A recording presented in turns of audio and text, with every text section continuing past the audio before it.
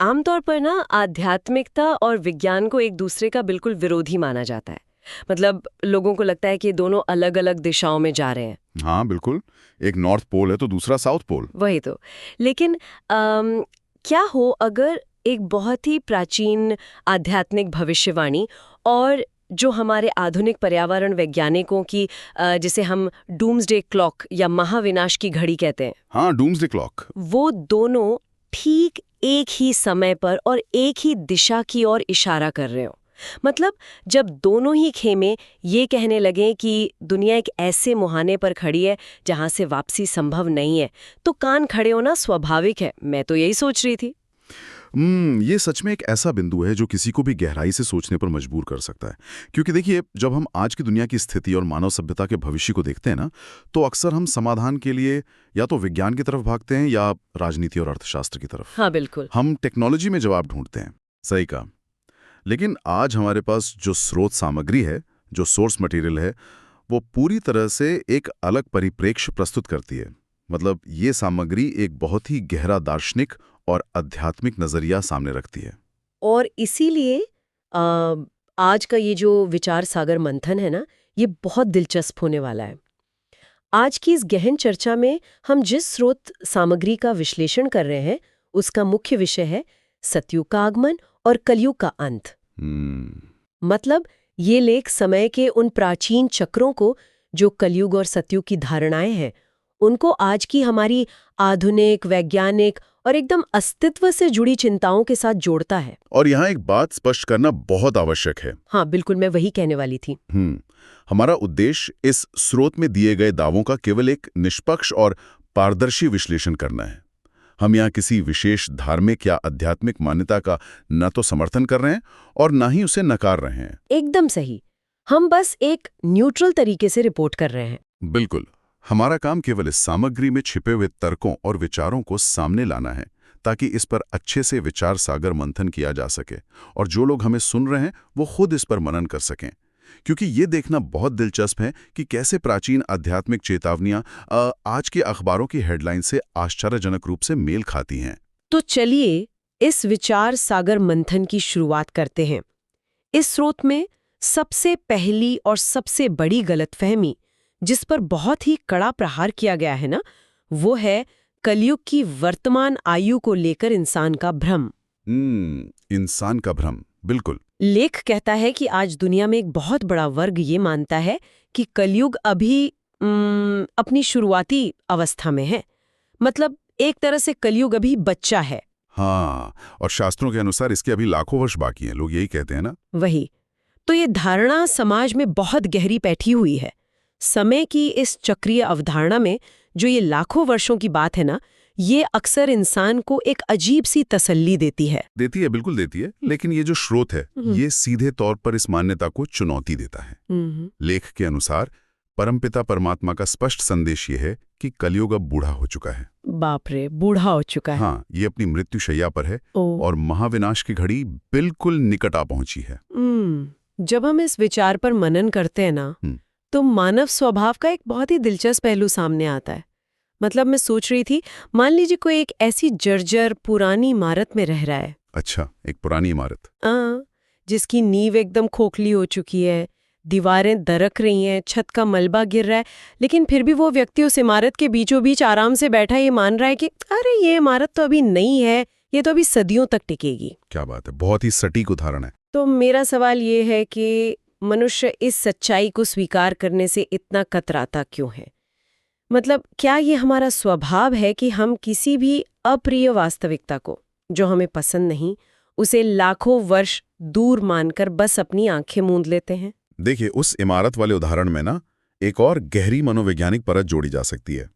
वो व्यक्ति सिर्फ आराम से बैठा ही नहीं है, बल्कि वो उस गिरती हुई दीवार पर नया पेंट लगाने की कोशिश कर रहा है। अरे वाह! हाँ, ताकि वो खुद को ही धोखा दे सके। बिल्कुल। मनोविज्ञान में, साइकोलॉजी में इस अवस्था को इनकार या डिनायल कहा जाता है। जब कोई बदलाव बहुत बड़ा, भारी और संभावित रूप से विनाशकारी होता है ना, तो मानव मस्तिष्क खुद को उस भारी तनाव से बचाने के लिए स्वाभाविक रूप से एक रक्षा तंत्र, एक डिफेंस मैकेनिज्म अपनाता है। मस्तिष्क ये मान लेता है कि ये समस्या या तो मौजूद ही नहीं है या फिर ये इतनी दूर है कि इससे आज निपटने की कोई आवश्यकता ही नहीं है। अच्छा, मतलब ये केवल समय की गणना की भूल नहीं है? बिल्कुल नहीं। ये जिम्मेदारी से भागने का एक बहाना है। अगर विनाश लाखों साल दूर है तो आज इंसान को अपने नैतिक पतन या दुनिया की बिगड़ती स्थिति के बारे में चिंता करने की कोई आवश्यकता ही नहीं है। यही तो इस लेख का मुख्य तर्क है। इंसान की यह मानसिकता उसे अपनी वर्तमान जिम्मेदारियों और अपने कर्मों के परिणामों से दूर ले जाती है।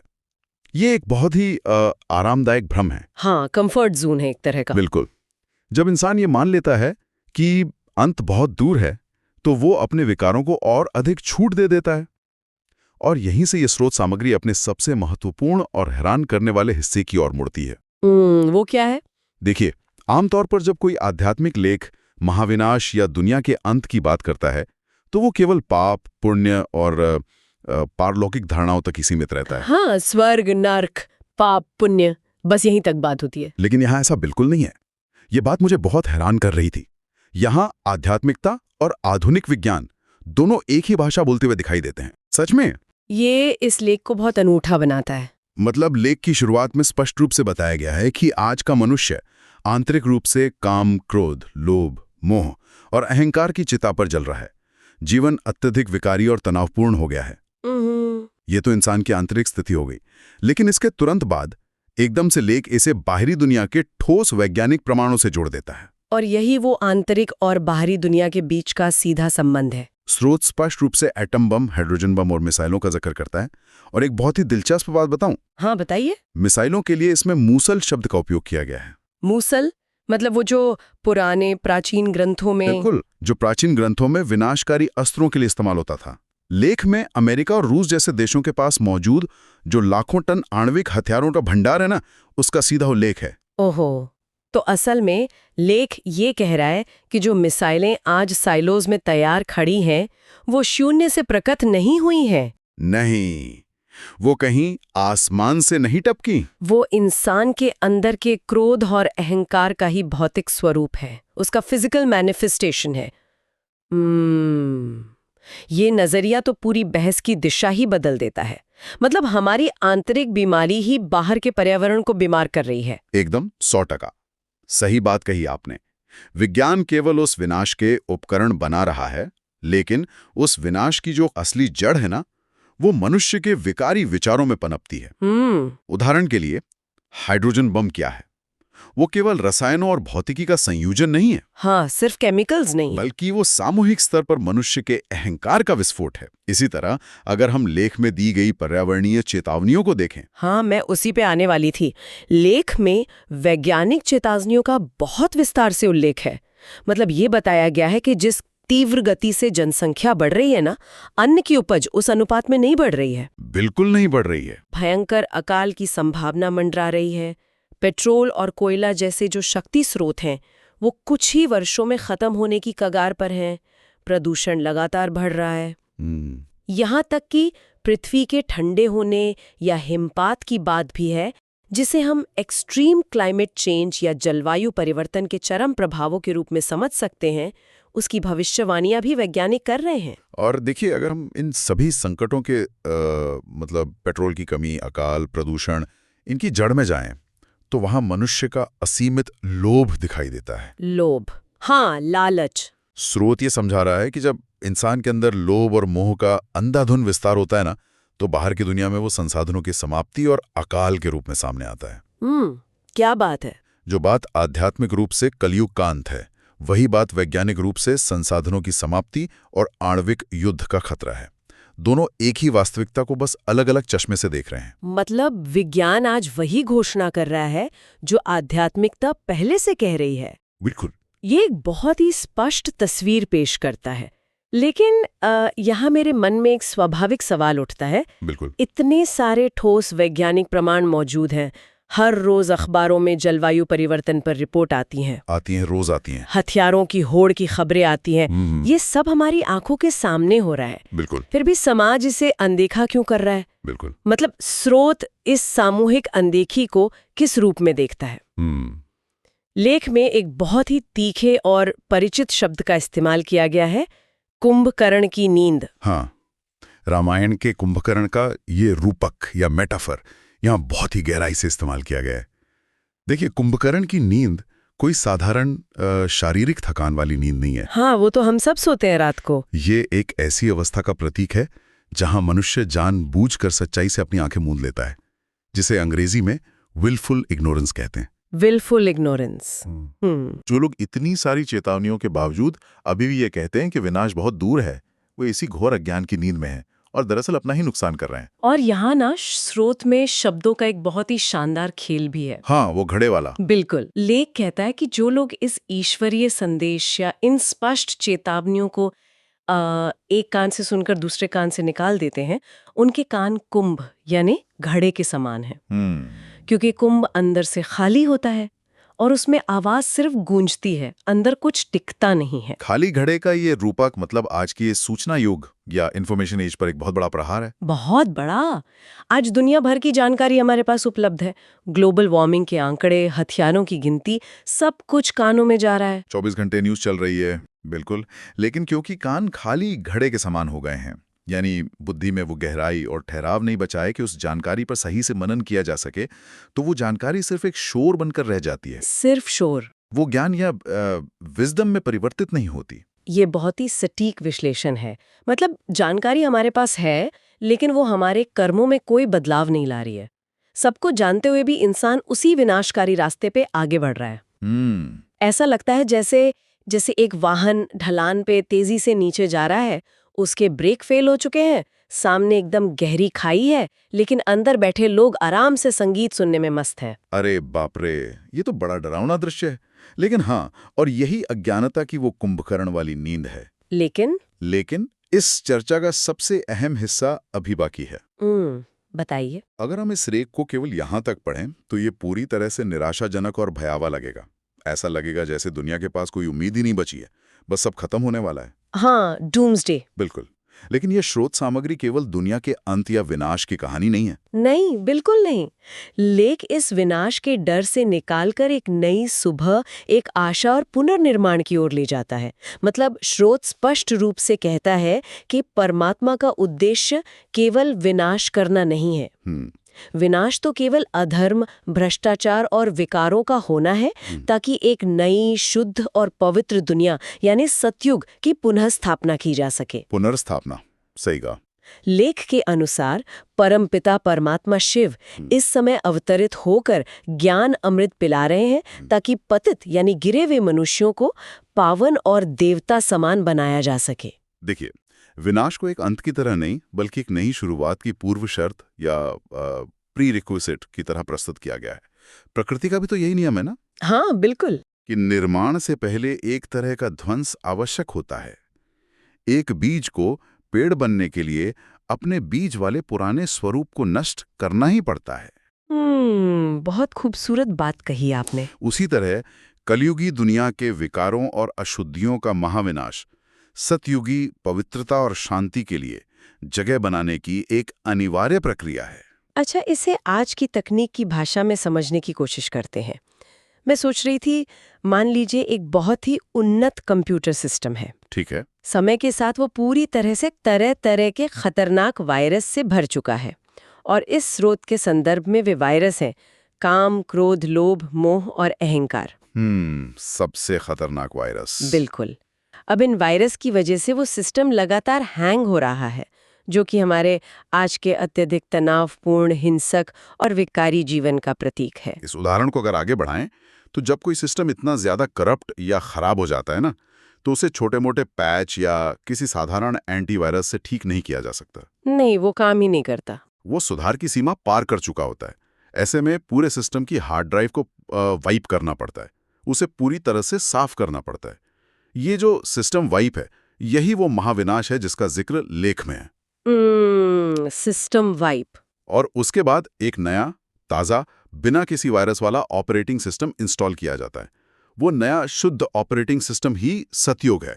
लेकिन देखिए, कंप्यूटर को तो स्विच ऑफ करके वाइप किया जा सकता है, मानव सभ्यता को इस तरह से स्विच ऑफ नहीं किया जा सकता। हाँ, ये भी है।